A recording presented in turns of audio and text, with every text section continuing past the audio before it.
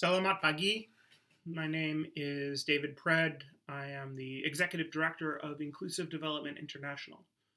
We are an international NGO that advocates for a more just and equitable global economic system, and we support communities around the world to defend their human rights and protect their environment in the face of harmful investment projects.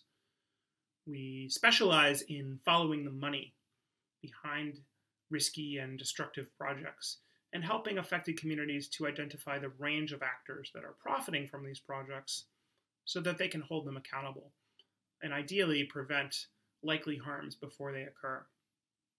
And that's why we were asked in 2019 by a number of Indonesian organizations to investigate who is backing the proposed Dairi Prima Mineral mine in North Sumatra. So we mapped the ownership structure of the mine, we looked into the investors and the companies involved, whether there was any project finance, and where the minerals extracted from the mine were likely to end up.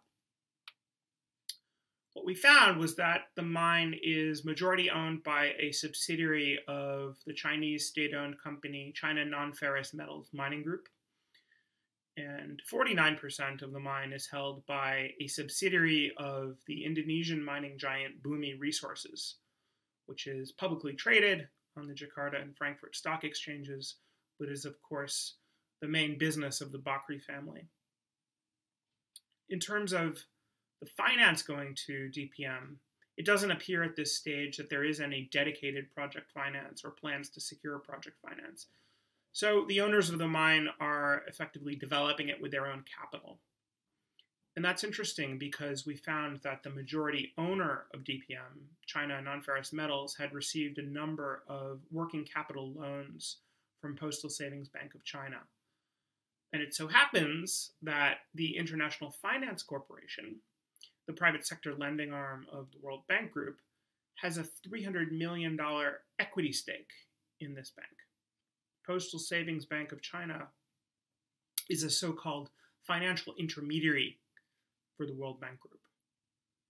And that means that Postal Savings Bank ought to have ensured that China Non-Ferrous Metals was adhering to the IFC's environmental and social standards and respecting the rights of local communities throughout its operations, including in the Dairi mine.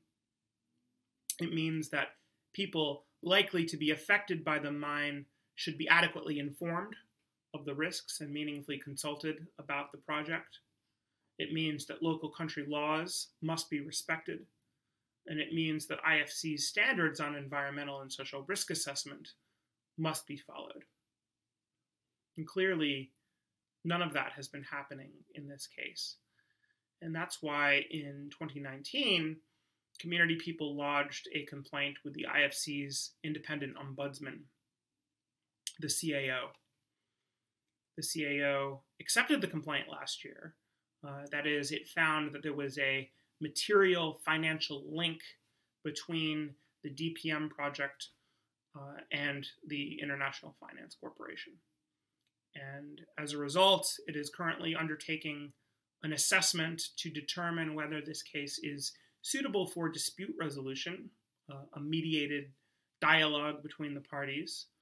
And if not, the complaint will be transferred to the compliance unit to undertake an investigation of IFC's compliance with its environmental and social sustainability policies in relation to this project.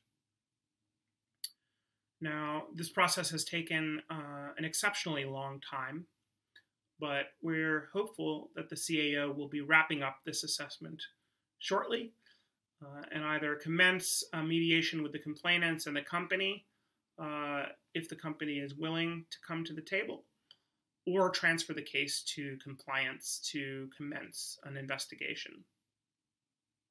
In the meantime, DPM has continued to construct its mine, a mine that our technical experts tell us will invariably lead to an environmental and humanitarian disaster.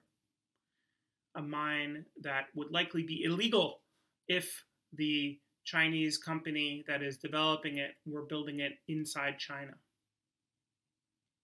You know, last month marked the second anniversary of one of the worst environmental disasters in Brazilian history, the collapse of the tailings dam at Vale's iron ore mine at Brumadinho. That disaster unleashed a wall of toxic sludge that roared through the area and killed an estimated 272 people. Many of them were buried alive. It was a devastating reminder of the human costs of corporate negligence. Vale just agreed to pay $7 billion in compensation, and its executives are currently under criminal investigation by the Brazilian authorities for murder. The Brumadinho disaster in Brazil, which actually followed the Mariana disaster by another Vale-owned mine just 3 years earlier, has led to a global reckoning with the risks of tailings facilities. It's included an investor-led tailings safety initiative, which was launched last year, which has asked mining companies around the world to disclose basic information about their facilities. Unfortunately, neither China Non-Ferrous Metals nor Bumi Resources have provided information to this initiative, which is quite worrying. It tells you a lot about the ethical credentials of these companies. The Chinese government also responded to the Brazilian disaster by tightening mine safety regulations for mines that are operating in China. But that's no comfort to the people in Dairi Regency of North Sumatra, because those rules don't apply to Chinese overseas investments. It's really up to the Indonesian government now to protect its population from the inevitable disaster that will ensue if the DPM mine is built. The government has rightly said that DPM need new environmental approvals, and our expert analysis of the EIA addendum document that was produced by DPM shows that the mine should have never been approved at earlier stages, and that the company proposes shoddy environmental management based on inadequate data. And it disregards the very important fact that the proposed mine and tailings dam is being built in one of the highest earthquake risk zones in the world. And for those reasons, Inclusive Development International strongly supports the call from local communities and from Indonesian civil society that ongoing permission for the DPM mine should be denied.